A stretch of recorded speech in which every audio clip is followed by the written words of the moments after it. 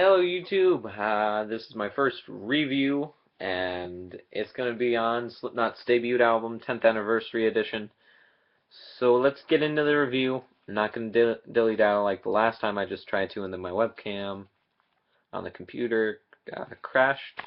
It's been doing that for each video I do. That goes over about 10 minutes, so rather than doing a track-by-track review, I'm just going to pretty much sum it up through numbers, so I'll go right now, track 1 through 8 on the 10th anniversary album, so that's 74261700027 to Purity. Very heavy tracks. This is where a lot of the album carries its heaviness. It is just, yeah, Slipknot did well with this debut album. It's just in your face. Corey's vocals are amazing in this album. It there's really no way to describe it except Corey puts a lot of pain into the lyrics and also a lot of just aggression and pimped up anger. He does a beautiful job with these tracks, and with Tattered and Torn, which was with the first vocalist, he does a very nice kind of redone version of it. If that makes any sense. Alright, track 9 through 16. Or I'll just do 17. Track 9 through 17, which is Liberate, through Get This, on the 10th anniversary album.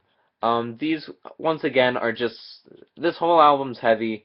This one, it kind of takes a different turn to this more traditional angry metal kind of vibe to it, and does it more, a little bit more rap, kind of adds a little bit more rap elements into it, at least with No Life, and Only One at times. Otherwise, the rest of this is just angry. Prosthetics is a wonderful track, which is just weird and eerie. Diluted's just this angry kind of like, why kind of thing. Only One's just like, you try to get up in my face, I'm gonna knock you out. And then Scissors. Scissors is one of the most interesting tracks, and the only it's the only song that's not complete. All of its lyrics are complete in the booklet. You really can't tell what Corey's screaming half of the time because he's just so choked up and angry. It sounds like he's going to start crying. He is very, very, very emotional within it. And not kind of like on the Korn album, on the first Korn album like Daddy, where Jonathan breaks out crying.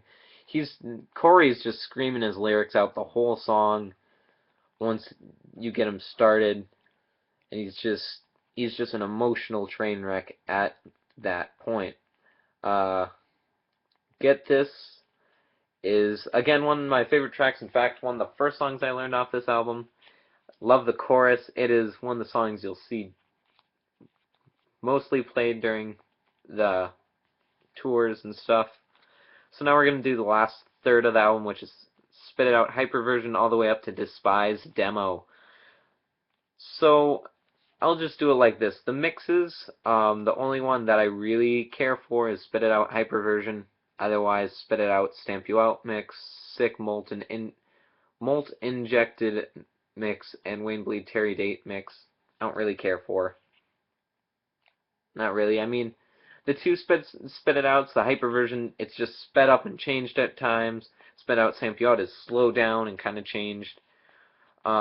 Sick Molten Inject mix and Wayne Bleed Terry Date mix. Well, Wayne Bleed's more singing, kind of takes out the screaming a little bit, and I only listened to it once because I really don't care for it.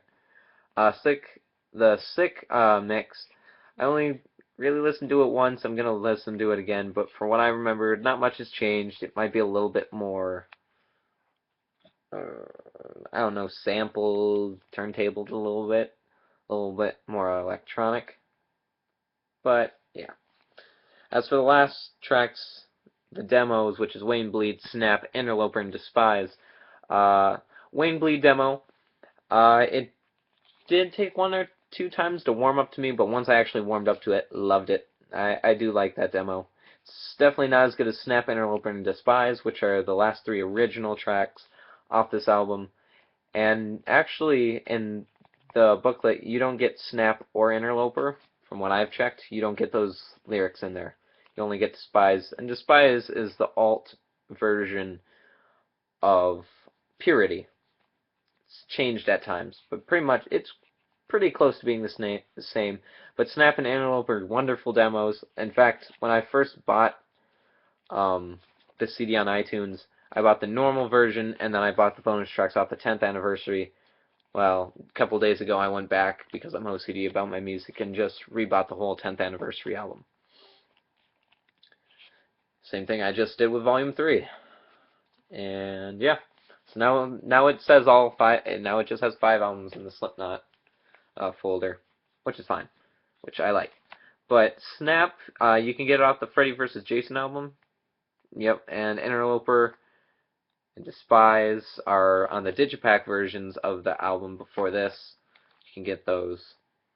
All 3 of those demos originally, they didn't sound like demos to me. You can kind of tell they're demos, but they're pretty close to being a studio recording version. So that's pretty much the review on the CD. It's a beautiful CD. I love this CD. This was the first Slipknot CD that I bought on iTunes. This is the first one I completed, and it is also the first one I own physically. Of course, me getting the box set, deluxe edition. So that's pretty much it for the songs themselves. For the whole CD in general, I definitely give this a 5 out of 5, and that's not being biased. I personally think this is one of the best CDs there are out there. You know, a lot of people said Korn created the new metal genre. Well, then these guys revived it and probably solidified it, if you count new metal as a genre. It just depends, really. I guess I do. Because to me, it kind of doesn't matter. But if you guys are looking for a perfect Slipknot album, this is the one you want to get. Personally, to me, I was a close taker, but I love the first album more, not just because it's my first Slipknot album, but just because it includes the elements of what made me love Slipknot and continues to be my favorite so far. I have to wait for 0.5 The Grey Chapter, which is coming out in 2 days, which I also pre-ordered, so I'll be getting it once I get back from school. But so yeah, I hope you guys enjoyed my review. This CD definitely gets a 5 out of 5. It's a long CD if you're just getting the standard version. It has 15 tracks. I don't know if this version of the album has the extended scissors, like the 14-minute version or not. I don't remember. I don't really care. So yeah, I hope you guys enjoyed this review on the Slipknot debut album. And stand by for more videos maybe today. I don't know yet. Alright, see you guys later. Rock on. Boom.